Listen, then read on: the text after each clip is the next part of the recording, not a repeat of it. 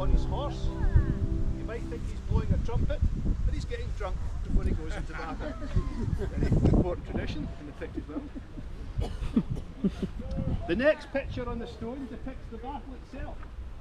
And if you're able to make it out, on one side the Pictish warriors on foot, bareheaded, the Northumbrians on their horses with their helmets with the visors down the front. And then the last part of the stone that can be seen in Angus, if you ever go down that way to the churchyard, is the victory. In the last moments of the battle, Brunei sends his horsemen in and they chase the remainder of the Northumbrians off. This is the Pictish horsemen coming in.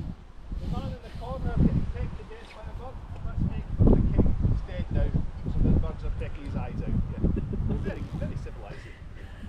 Just warriors from the retreat.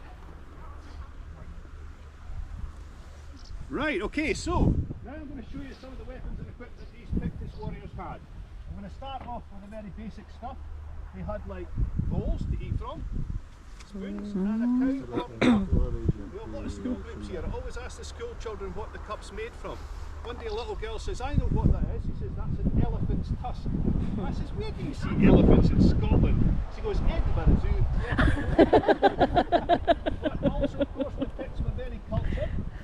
They're often marked as savages by the Romans, but they had great skill. Two brooches. You can see the tremendous skill in producing these. They also wore torts around their necks, metal things around the neck. It gives you an idea just they weren't just a bunch of cave people. So these, a brooch was a great symbol of wealth to a Pictish warrior, and all of them had brooches. Right, and now we get to the good stuff. We've got the shoes. Obviously, a pair of these are really uncomfortable. This is called a curin, simple piece of leather stitched up the back. A quick show of hands, everybody from America. Quick show of hands. Okay, this is quite important to your history. After the Battle of Culloden in 1746, many Highland clansmen were forced out of the country. They sent them off to America, and they used to make these things to put on their feet. People used to ask them what they were wearing, but many of the Highlanders who could only speak Gaelic, not English, never knew the question they were being asked. So people would point and say, what is that? And the Highlander would say in Gaelic, Mocha Sin, which is Gaelic for my feet, and that's where you get a word called moccasin. You actually think it's a North American Indian word, but it's an 18th century phrase from the Gaelic Scots, and that's where it came from. Right, Degli scozzesi andarono negli Stati Uniti e obviously for blowing to indicate when the enemy's coming. Also you can cork the end using non ho as a capito drinking bene vessel tutto. as well. Gli ponevano la domanda e non sapevano Very useful for when you're throwing at the enemy. You have a bow and arrow, which are good at interpretavano male la domanda, gli and then chiedevano you have che cosa. your helmet.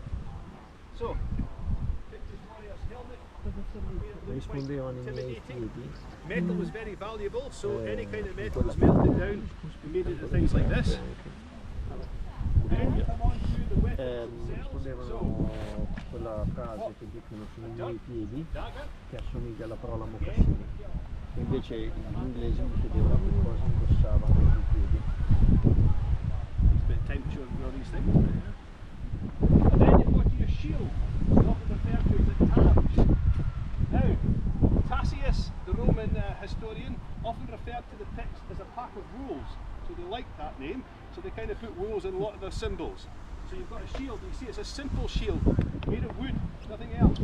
But the real special weapon he has is this, his sword. Now initially, the Pictish warriors, when they fought the Romans, their swords were quite long. They found it quite hard to strike the Roman soldiers who were behind shields called scutums. And what actually happened was when they raised their arms to strike the Romans would stay behind their shields and stab behind their shields.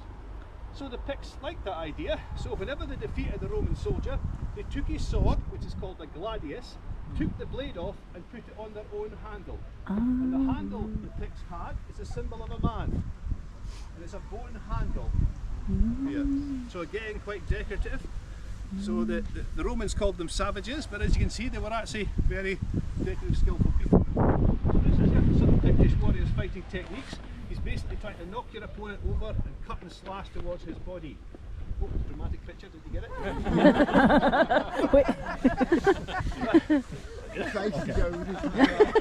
Right.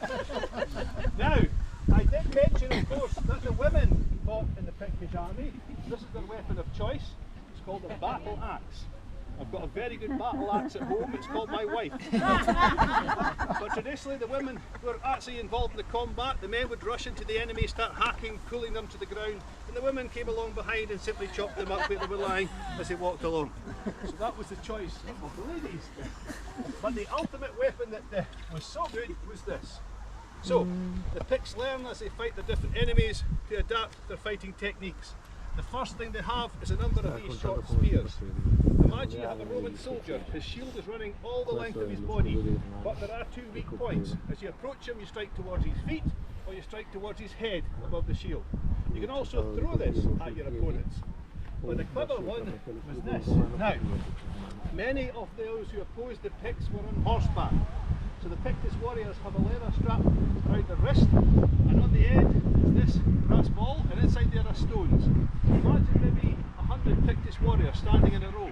They're faced by galloping horses galloping towards them, and they simply stand there and go. That noise would be deafening. The horses would be terrified and throw their riders. That didn't work. You simply wait for the rider to come close, throw the spear at him, it impales upon his body, and you simply pull it back out of his body and carry on to the next one. Recycle, reuse, recycle. And people often say to us, well, where are the Picts now? Well, as centuries went on, we had a new group came in from Ireland called the Scots. It's important to mention this because the Scots had their name. And they actually brought the language, Gaelic, which we speak Gaelic now. And of course they eventually broke up into what we now call the clans. The clans you know today in Scotland probably came from the Pictish tribes that broke up and gave themselves individual names. Right, I've kept you long enough. Before you go into the castle, quickly explain what you can see. Where the flagpole is the oldest part of the castle. That's where the Picts had their fort. As you come down, you'll come to a mixture of various sort of different designs in the castle over centuries. The newest part is the Grand Tower, which you'll see better as you go up the hill. That was intact until 1715 when it was struck by lightning and half the tower slipped into the loch. Before that it was still intact. Now if you'd like to learn more about the history of the castle, at 10:30 one of the castle guides will be inside the castle talking about the history of the buildings and such like. You're welcome to join him. You're also welcome now to explore the place by yourselves. I'd like to thank you. You have been a really nice audience. Thank you for your time. Thank you. Thank you.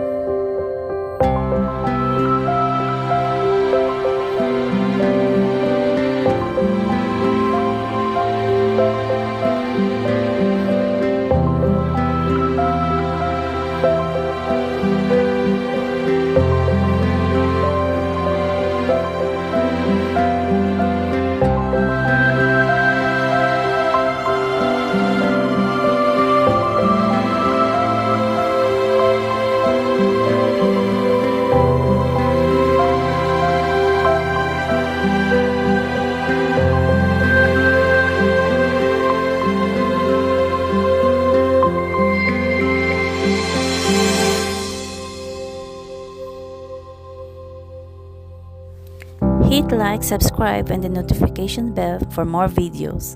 Thank you for watching.